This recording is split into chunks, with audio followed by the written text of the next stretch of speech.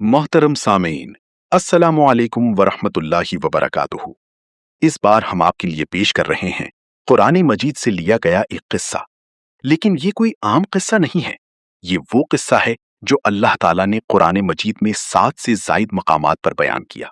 ये वो दास्तान है जिसे अल्लाह ने इसलिए बार बार दोहराया कि हम समझें, कि हम इबरत लें, कि हम जागें।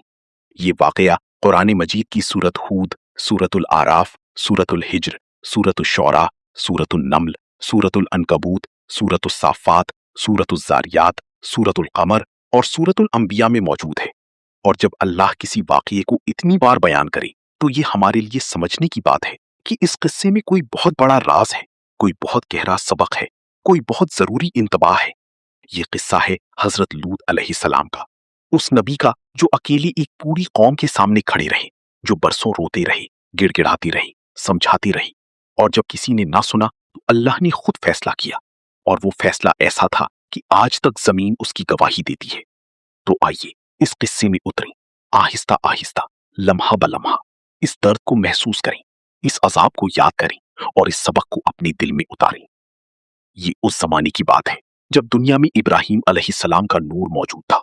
हजरत इब्राहिम अलैहिस्सलाम अल्लाह के खलील थे, अल्लाह की सबसे प्यारी दोस्त, वो जिनके लिए आग गुलजार बन गई थी, वो जिनके लिए छुरी ने अपना काम छोड़ दिया था, वो जिनको अल्लाह ने अपना दोस्त कहा।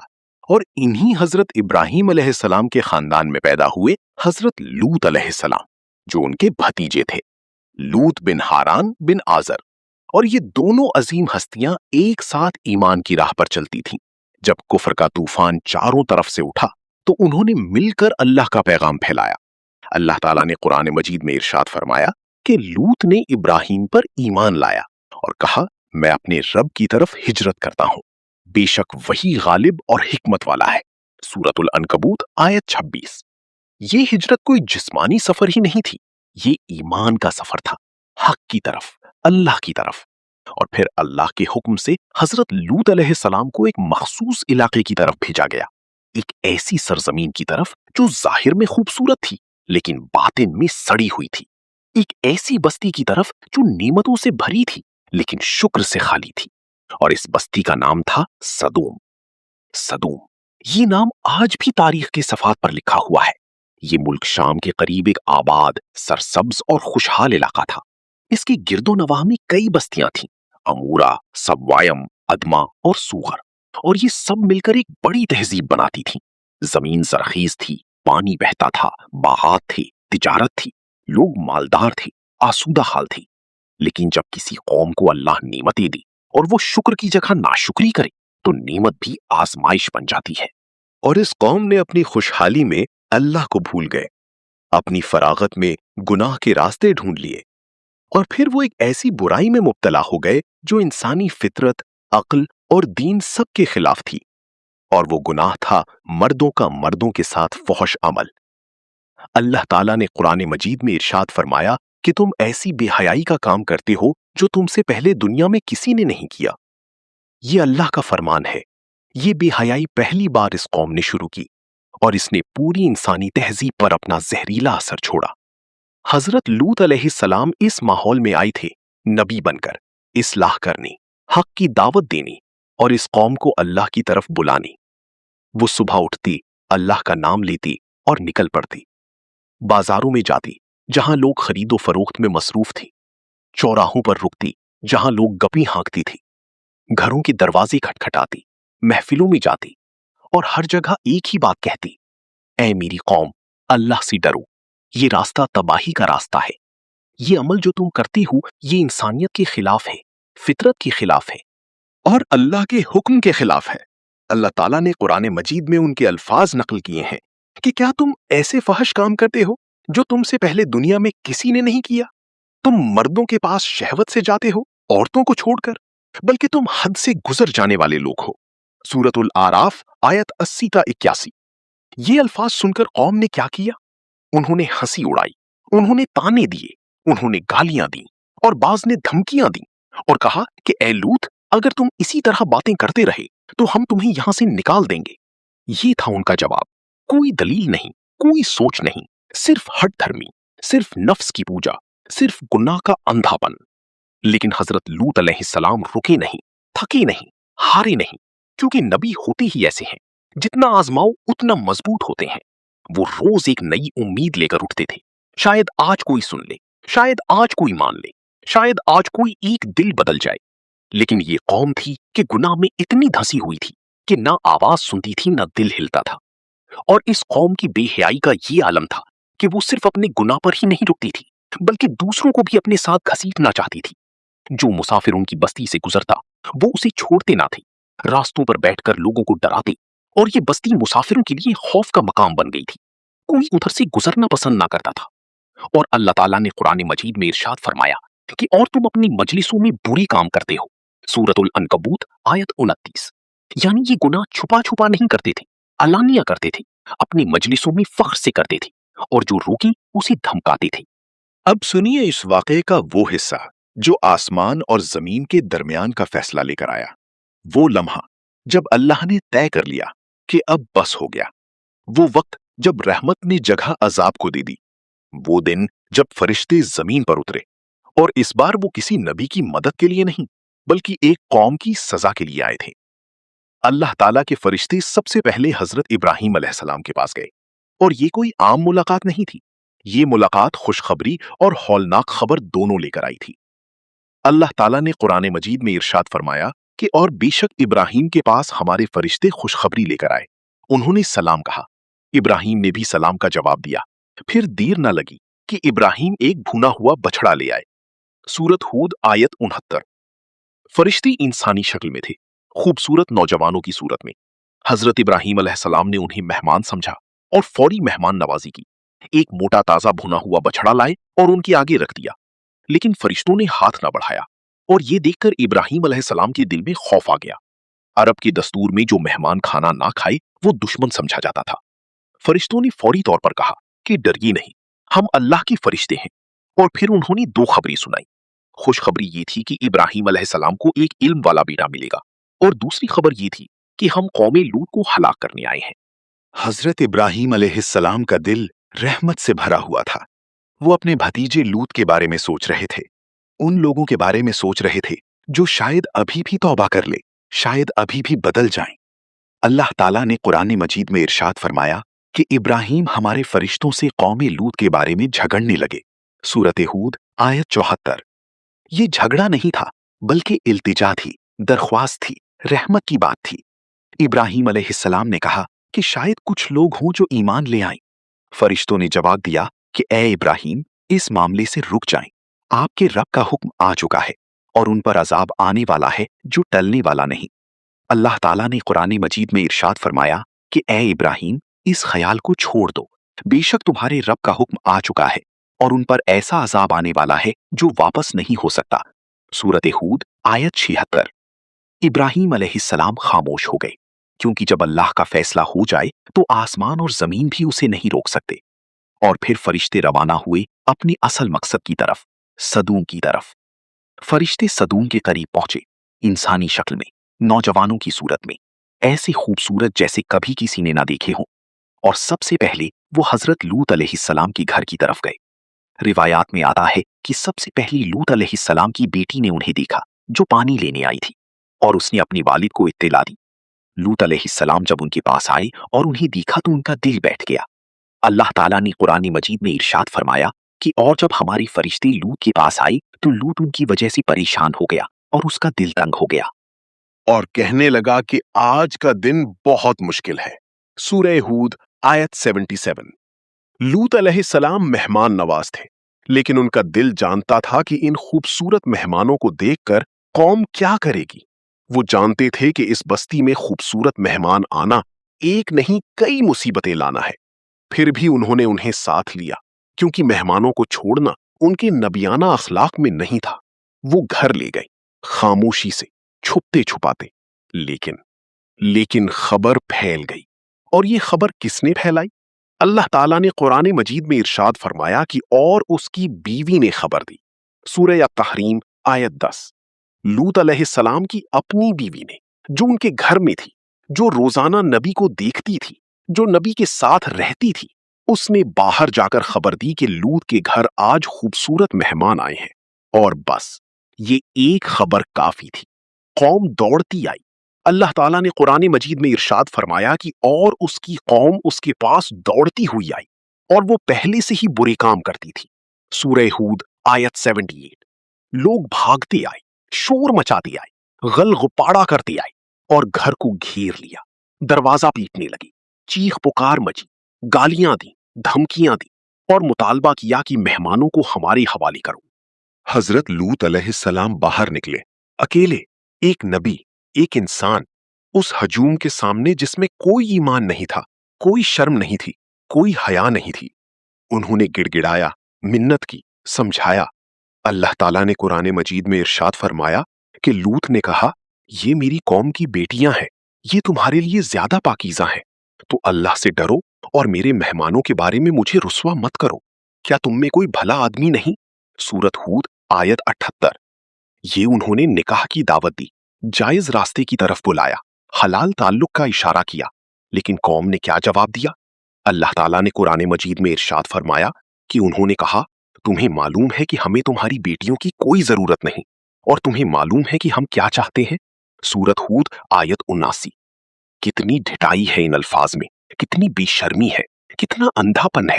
ایک نبی سامنے کھڑا ہے، منت کر رہا ہے، سمجھا رہا ہے، اور یہ لوگ بے باکی سے کہہ رہے ہیں کہ ہم جانتے ہیں ہم کیا چاہتے ہیں۔ اور اس لمحے میں حضرت لوط علیہ السلام کی بے بسی دیکھیے، وہ جن کے پاس اللہ کا پیغام تھا، وہ جو اللہ کے نبی تھے، لیکن اس وقت وہ صرف ایک انسان تھے جو اپنے مہمانوں کی حفاظت کرنا چاہتے تھے اور ایک بھیڑ کے سامنے بے بس تھے، اور ان کے منہ سے وہ الفاظ نکلے جو دل کو چیر دیتے ہیں۔ اللہ تعالیٰ نے قرآن مجید میں ارشاد فرمایا کہ لوط نے کہا، کاش مجھ میں تمہارے مقابلے کی طاقت ہوتی یا میں کسی مضبوط سہارے سے لگ جاتا۔ سورت ہود آیت 80۔ یہ پکار ہے ایک نبی کی، یہ آہ ہے ایک انسان کی، کاش مجھ میں طاقت ہوتی، کاش کوئی میرا سہارا ہوتا۔ اور اس پر نبی کریم صلی اللہ علیہ وسلم نے فرمایا کہ اللہ لوط پر رحم فرمائے، وہ ایک مضبوط سہارے سے ٹیک لگانا چاہتے تھے اور وہ سہارا اللہ خود ہے۔ صحیح البخاری۔ سبحان اللہ، کتنی پیاری بات ہے۔ لوط علیہ السلام طاقت مانگ رہے تھے اور اللہ کہہ رہا ہے کہ میں ہوں تمہارا سہارا، میں ہوں تمہاری طاقت، اور بس یہیں سے قصے کا رخ بدلا۔ اور پھر وہ لمحہ آیا، وہ لمحہ جس کا انتظار تھا، جب اللہ کے فرشتوں نے اپنا اصل روپ ظاہر کرنے کا وقت آیا۔ اللہ تعالیٰ نے قرآن مجید میں ارشاد فرمایا کہ فرشتوں نے کہا، اے لوط، ہم تمہارے رب کے فرشتے ہیں، یہ لوگ تم تک ہرگز نہیں پہنچ سکتے۔ سورہ ہود آیت 81۔ اور فرشتوں نے اس ہجوم کے ساتھ کیا کیا؟ اللہ تعالیٰ نے قرآن مجید میں ارشاد فرمایا کہ انہوں نے لوط کے دروازے تک پہنچنے کی کوشش کی، لیکن ہم نے ان کی آنکھیں بند کر دی، تو چکھو میری عذاب اور میری ڈراوت کا مزہ۔ سورہ قمر آیت 37۔ ایک لمحے میں پورا ہجوم اندھا ہو گیا، ٹکراتی رہی، گرتی رہی، کراہتی رہی، لیکن اندر نہ پہنچ سکے، اور یہ ان کے اصل عذاب کی شروعات تھی۔ جن آنکھوں سے انہوں نے گناہ دیکھا، انہی آنکھوں کی روشنی چھین گئی۔ اور پھر فرشتوں نے حضرت لوط علیہ السلام کو وہ ہدایات دی جو اللہ کی طرف سے آئی تھی۔ اللہ تعالیٰ نے قرآن مجید میں ارشاد فرمایا کہ فرشتوں نے کہا کہ تم رات کے ایک حصے میں اپنے گھر والوں کو لے کر نکل جاؤ اور تم میں سے کوئی پیچھے مڑ کر نہ دیکھی، سوائے تمہاری بیوی کے، جو بات انہیں پہنچنے والی ہے وہ اسے بھی پہنچے گی۔ ان کا وقت صبح ہے، کیا صبح قریب نہیں؟ سورت ہود آیت 81۔ یہ حکم سنتے ہی لوط علیہ السلام نے تیاری شروع کی۔ رات کے اندھیرے میں خاموشی کے ساتھ انہوں نے اپنی بیٹیوں کو اٹھایا، جو ایمان لانے والے تھے انہیں ساتھ لیا، اور اس بستی کو چھوڑنے لگے جہاں انہوں نے برسوں حق کی آواز بلند کی تھی۔ اور ان کی بیوی، وہ بھی ساتھ نکلی، لیکن اس نے جو کیا وہ اس کی تقدیر بن گئی۔ لوط علیہ السلام کی بیوی کے بارے میں اللہ تعالیٰ نے قرآن مجید میں فرمایا کہ ہم نے لوط کو اور اس کے گھر والوں کو بچا لیا، سوائے اس کی بیوی کے، اسے ہم نے ان لوگوں میں رہنے دیا جو پیچھے رہ گئے۔ سورۃ الاعراف آیت 83۔ وہ قوم کی ہمدرد تھی، وہ اس بستی سے محبت کرتی تھی، وہ ان لوگوں کی دوست تھی، اور جب عذاب آیا تو اللہ نے اسے بھی اسی عذاب میں شامل کیا جس کی وہ اہل تھی، اور اللہ تعالیٰ نے اسے اور فرعون کی بیوی کو قرآن میں مثال بنایا۔ دونوں میں سے ایک نبی کے گھر میں ہو کر بھی ایمان نہ لائی، اور دوسری فرعون کے گھر میں ہو کر بھی ایمان کی حقدار ہوئی۔ اللہ تعالیٰ نے قرآن مجید میں ارشاد فرمایا کہ اللہ نے کافروں کے لیے نوح کی بیوی اور لوط کی بیوی کی مثال بیان کی. یہ دونوں ہماری دو نیک بندوں کی نکاح میں تھیں. پھر انہوں نے ان سے خیانت کی تو وہ اللہ کی عذاب سے انہیں بچانے کا کچھ کام نہ آئے اور کہا گیا کہ داخل ہو جاؤ آگ میں داخل ہونے والوں کے ساتھ. سورۃ التحریم آیت 10. نکاح قیامت کے دن بچانے کی ضمانت نہیں، رشتہ داری نجات کی دلیل نہیں، صرف ایمان اور عمل کام آئے گا. اور پھر وہ رات اپنے آخری لمحات میں پہنچی. لوط علیہ السلام اپنے ساتھیوں کے ساتھ بستی سے باہر نکل آئے. اندھیرا تھا، خاموشی تھی، اور سدوم کی ہر عمارت، ہر گھر، ہر گلی اپنے آخری لمحات گزار رہی تھی. اور پھر صبح صادق کا وقت آیا. اللہ کا حکم ہوا اور عذاب نازل ہوا. اللہ تعالیٰ نے قرآن مجید میں ارشاد فرمایا کہ پھر جب ہمارا حکم آیا تو ہم نے اس بستی کو اوپر تلے کر دیا اور اس پر پکی ہوئی مٹی کے پتھر تابڑ توڑ برسائے. سورہ ہود آیت 82. ذرا تصور کریں اس منظر کو. صبح کی خاموشی میں اچانک زمین ہلی اور پھر وہ ہوا جو آج تک تاریخ نے نہیں بھولا. پوری بستی الٹ گئی. جو اوپر تھا وہ نیچے، جو نیچے تھا وہ اوپر، اور اوپر سے آسمان نے آگ کے پتھر برسائے اور ہر پتھر پر ایک نام تھا. اللہ تعالیٰ نے قرآن مجید میں ارشاد فرمایا کہ یہ پتھر تمہارے رب کی ہاں سے نشان لگائے ہوئے تھے اور یہ ظالموں سے کچھ دور نہیں. سورہ ہود آیت 83.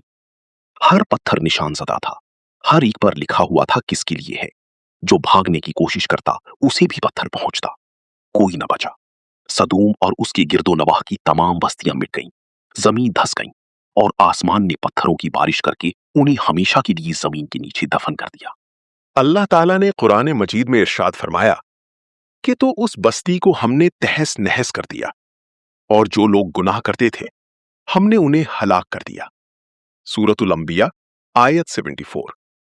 اور ایک اور جگہ فرمایا کہ اور ہم نے اس پر پتھروں کی بارش کی تو دیکھو کہ گناہگاروں کا انجام کیا ہوا. سورۃ الاعراف آیت 84. پوری تہذیب صفائے ہستی سے مٹ گئی. وہ لوگ جو کل تک بازاروں میں چلتے تھے، جو کل تک ہنستے کھیلتے تھے، جو کل تک گناہ پر فخر کرتے تھے، وہ آج زمین کے نیچے تھے اور اللہ نے اس جگہ کو نشانی بنا دیا. وہ جھیل جسے آج بحر میت یا ڈیڈ سی کہتے ہیں، جو ملک اردن اور فلسطین کے درمیان واقع ہے. بعض مفسرین اور علماء کا کہنا ہے کہ یہ انہی بستیوں کی جگہ ہے جو اللہ کے عذاب سے زمین میں دھس گئیں. اس جھیل کا پانی اتنا نمکین ہے کہ اس میں کوئی مچھلی نہیں، کوئی جاندار نہیں. اس کی ارد گرد کی زمین آج بھی بے آباد اور ویران ہے، اور یہ سب اللہ کی نشانی ہے. اللہ تعالیٰ نے قرآن مجید میں ارشاد فرمایا کہ اور بے شک وہ بستی ایک ایسے راستے پر ہے جو آج بھی موجود ہے، اس میں عقل والوں کے لیے نشانی ہے. سورۃ الحجر آیت 76-77. اللہ نے اسے باقی رکھا، مٹایا نہیں، زمین کے نقشے سے غائب نہیں کیا، تاکہ ہر وہ شخص جو وہاں سے گزرے دیکھے اور سوچے کہ یہ وہ زمین ہے جہاں کسی دن لوگ رہتے تھے، ہنستے تھے، کھاتے تھے اور گناہ کرتے تھے. اور پھر اللہ کا فیصلہ آیا اور سب ختم ہو گیا. اب آتے ہیں حضرت لوط علیہ السلام کی طرف، جو بستی سے نکل کر محفوظ تھے، لیکن ان کا دل کتنا بھاری تھا یہ سوچئے. برسوں کی محنت، برسوں کی دعوت، برسوں کے آنسو، اور نتیجہ اللہ تعالیٰ نے قرآن مجید میں ارشاد فرمایا تو ہم نے اس میں سے جو مسلمان تھے انہیں نکال لیا اور ہم نے وہاں صرف ایک گھر کو مسلمان پایا. سورۃ الزاریات آیت 34-36. ایک گھر، پوری قوم میں سے صرف ایک گھر کے لوگ. یہ سنتے ہی دل میں ایک خنجر سا اترتا ہے. ایک نبی نے پوری زندگی لگا دی اور ایک گھر والوں کے علاوہ کوئی نہ مانا. لیکن یہاں ایک سبق بھی ہے. نبی کا کام ہدایت دینا نہیں بلکہ پہنچانا ہے. ہدایت اللہ کے ہاتھ میں ہے، اور اللہ نے لوط علیہ السلام کو پہنچانے کی ذمہ داری دی تھی، نہ کہ ہدایت کرنے کی، اور انہوں نے اپنی ذمہ داری پوری کی. اور اللہ تعالیٰ نے حضرت لوط علیہ السلام کے بارے میں قرآن میں کیا فرمایا؟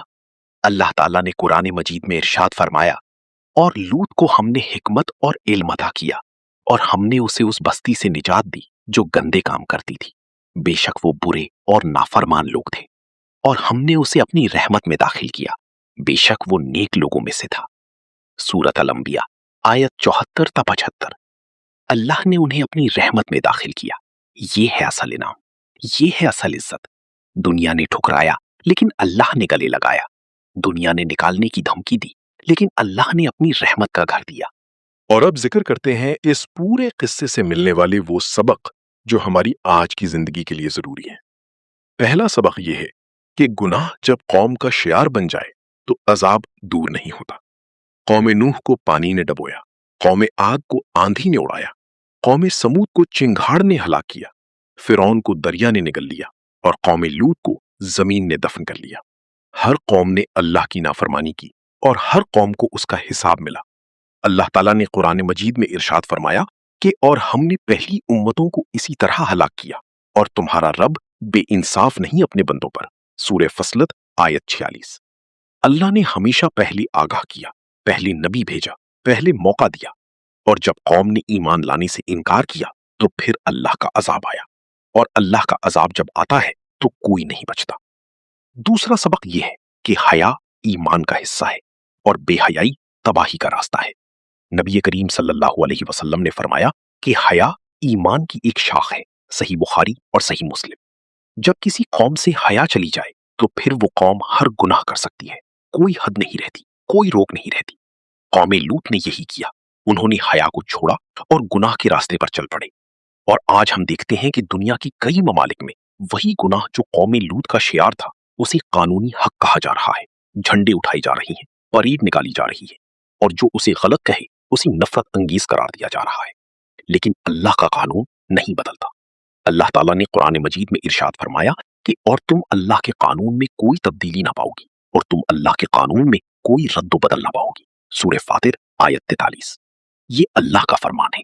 انسانوں کے قانون بدل سکتے ہیں، پارلیمانی بدل سکتی ہیں، عدالتیں بدل سکتی ہیں، لیکن اللہ کا قانون کبھی نہیں بدلتا۔ تیسرا سبق یہ ہے کہ قرابت داری آخرت میں کام نہیں آئے گی۔ لوط علیہ السلام کی بیوی نبی کے گھر میں رہتی تھی، روزانہ نبی کو دیکھتی تھی، لیکن عذاب میں گئی۔ نوح علیہ السلام کا بیٹا ایک نبی کا بیٹا تھا، لیکن پانی میں ڈوبا۔ ابو لہب نبی کریم صلی اللہ علیہ وسلم کا چچا تھا، لیکن اللہ نے اس پر قرآن میں لعنت کی۔ اللہ تعالیٰ نے قرآن مجید میں ارشاد فرمایا کہ تو جب سور پھونکا جائے گا تو اس دن ان کے درمیان نہ کوئی رشتہ داری رہے گی اور نہ وہ ایک دوسرے سے کچھ پوچھیں گے۔ سورۃ المومنون آیت 101۔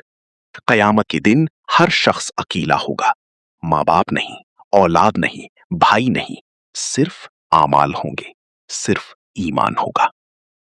چوتھا سبق یہ ہے کہ ہمارے گھروں میں خیانت سب سے بڑا خطرہ ہے۔ لوط علیہ السلام کے گھر میں ان کی بیوی بیٹھی تھی اور باہر قوم کو خبر دے رہی تھی۔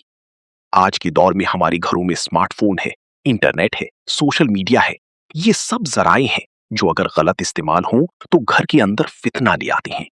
اپنے گھروں کی حفاظت کریں، اپنی اولاد کی حفاظت کریں، کیونکہ آج کل قوم لوط کا فتنہ موبائل اور انٹرنیٹ کے ذریعے گھروں میں داخل ہو رہا ہے۔ پانچواں سبق یہ ہے کہ ہمت نہ ہاریں۔ حضرت لوط علیہ السلام نے برسوں تبلیغ کی، اکیلے کھڑے رہے، لیکن اللہ نے انہیں بچایا، اللہ نے انہیں عزت دی، اللہ نے انہیں اپنی رحمت میں داخل کیا۔ آج ہم میں سے بہت سے لوگ ایسے ماحول میں ہیں جہاں اکیلے حق پر کھڑے ہیں، دفتر میں، کالج میں، محلے میں، خاندان میں، اور لگتا ہے کہ کوئی نہیں سنتا، کوئی نہیں سمجھتا۔ لیکن یاد رکھیں، اللہ تعالیٰ نے قرآن مجید میں ارشاد فرمایا کہ اور جو اللہ پر بھروسہ کرے تو اللہ اسے کافی ہے۔ بے شک اللہ اپنا کام پورا کر کے رہتا ہے۔ اللہ نے ہر چیز کے لیے ایک اندازہ مقرر کر رکھا ہے۔ سورۃ الطلاق آیت 3۔ اللہ پر بھروسہ رکھیں، اللہ کبھی اپنی بندے کو تنہا نہیں چھوڑتا۔ چھٹا سبق یہ ہے کہ برائی کو روکنا ہر مسلمان کی ذمہ داری ہے۔ نبی کریم صلی اللہ علیہ وسلم نے فرمایا کہ تم میں سے جو برائی دیکھے وہ اسے اپنے ہاتھ سے روکے، اگر یہ نہ کر سکے تو زبان سے، اگر یہ بھی نہ کر سکے تو دل میں اسے برا سمجھے، اور یہ ایمان کا سب سے کمزور درجہ ہے۔ صحیح مسلم۔ آج ہم میں سے کتنے لوگ اس تیسرے درجے پر بھی ہیں؟ جب گھر میں فحش مواد آتا ہے تو کیا دل میں برا لگتا ہے؟ جب بے حیائی سامنے ہوتی ہے تو کیا کچھ ہوتا ہے اندر؟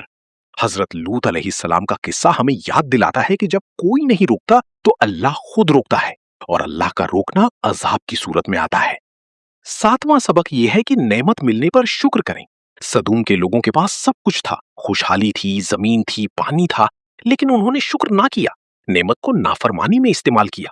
اللہ تعالیٰ نے قرآن مجید میں ارشاد فرمایا کہ اور یاد کرو جب تمہارے رب نے کہا کہ اگر شکر کرو گے تو میں اور زیادہ دوں گا اور اگر ناشکری کرو گے تو میرا عذاب بہت سخت ہے۔ سورۃ ابراہیم آیت 7۔ شکر نعمت کو باقی رکھتا ہے اور ناشکری نعمت کو عذاب میں بدل دیتی ہے۔ آج ہم جو نعمتیں بھوگ رہے ہیں کیا ہم شکر ادا کر رہے ہیں؟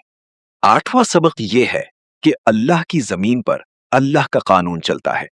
انسان اپنی خواہشات کو قانون کا لباس پہنا سکتا ہے لیکن اللہ کے حکم کو نہیں بدل سکتا۔ قوم لوط نے بھی یہی سوچا ہوگا کہ ہم یہ کریں گے اور کچھ نہیں ہوگا۔ وہ بھی بے خوف تھے، وہ بھی اپنی طاقت پر مغرور تھے، اور پھر ایک رات میں سب ختم ہو گیا۔ اللہ تعالیٰ نے قرآن مجید میں ارشاد فرمایا کہ اور آپ کے رب کی پکڑ بہت سخت ہے جب وہ کسی ظالم بستی کو پکڑے۔ سورہ ہود آیت 102۔ اللہ کی پکڑ جب آتی ہے تو کوئی طاقت، کوئی فوج، کوئی ہتھیار نہیں بچا سکتا۔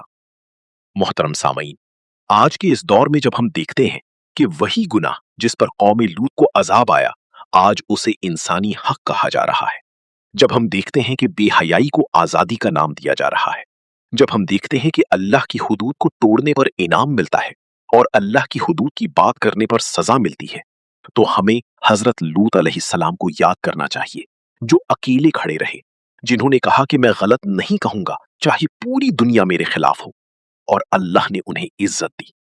آج ہمیں بھی وہی کردار ادا کرنا ہے، اپنے گھروں میں حیا کی حفاظت کرنی ہے، اپنی اولاد کو اس فتنے سے بچانا ہے اور حق کی آواز بلند رکھنی ہے۔ اللہ تعالیٰ نے قرآن مجید میں ارشاد فرمایا کہ اور جو شخص اللہ سے ڈرتا ہے اللہ اس کے لیے نکلنے کا راستہ بنا دیتا ہے اور اسے ایسی جگہ سے رزق دیتا ہے جہاں سے اسے گمان بھی نہ ہو۔ سورۃ الطلاق آیت 2-3۔ لوط علیہ السلام کو بھی اللہ نے راستہ دیا، بچاؤ کا راستہ، نجات کا راستہ، اور آج بھی جو اللہ سے ڈرے اللہ اسے راستہ دیتا ہے۔ اور آخر میں سنیے اللہ کا وہ فرمان جو اس پورے قصے کا خلاصہ ہے۔ اللہ تعالیٰ نے قرآن مجید میں ارشاد فرمایا کہ بے شک ان کے واقعات میں عقل والوں کے لیے عبرت ہے۔ یہ کوئی من گھڑت بات نہیں بلکہ یہ پہلی کتابوں کی تصدیق ہے اور ہر چیز کی تفصیل ہے، اور ایمان والوں کے لیے ہدایت اور رحمت ہے۔ سورۃ یوسف آیت 111۔ یہ قصے عبرت کے لیے ہیں، سبق کے لیے ہیں، ہدایت کے لیے ہیں، اور وہی انسان فائدہ اٹھاتا ہے جو سنے، سمجھے اور عمل کرے۔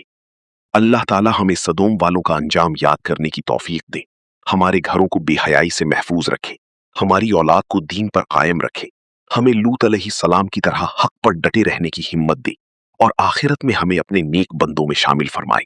آمین یا رب العالمین۔ اللہ ہمارے اگلے پچھلے گناہ معاف فرمائے اور ہمیں اپنی رحمت کی چھاؤں میں رکھے۔ آمین۔ جزاکم اللہ خیرن، والسلام علیکم ورحمۃ اللہ وبرکاتہ۔ محترم سامعین، جزاکم اللہ خیرن۔ اگر یہ قصہ آپ کے دل کو چھو گیا ہو تو اس ویڈیو کو ابھی لائک کریں، اپنے گھر والوں کے ساتھ شیئر کریں تاکہ یہ ایمان افروز کہانی زیادہ سے زیادہ لوگوں تک پہنچ سکے۔ ہمارے چینل کو سبسکرائب کریں اور گھنٹی کا بٹن دبائیں تاکہ ہر نئی ویڈیو آپ تک سب سے پہلے پہنچے۔ السلام علیکم ورحمۃ اللہ وبرکاتہ۔ محترم سامعین، السلام علیکم ورحمۃ اللہ وبرکاتہ۔ اگر یہ قصہ آپ کے دل کو چھو گیا ہو تو اس کو اپنے رشتہ داروں، اپنی فیملی، اپنے دوستوں کے ساتھ بھی شیئر کر دیں تاکہ اسلام پھیلانے کا سلسلہ تا قیامت چلتا رہے، اور میرے چینل کو لازمی سبسکرائب کر لیں اور بیل آئیکن کو پریس کر لیں تاکہ نئی آنے والی ویڈیوز سب سے پہلے آپ تک پہنچ سکے۔ جزاک اللہ خیرہ۔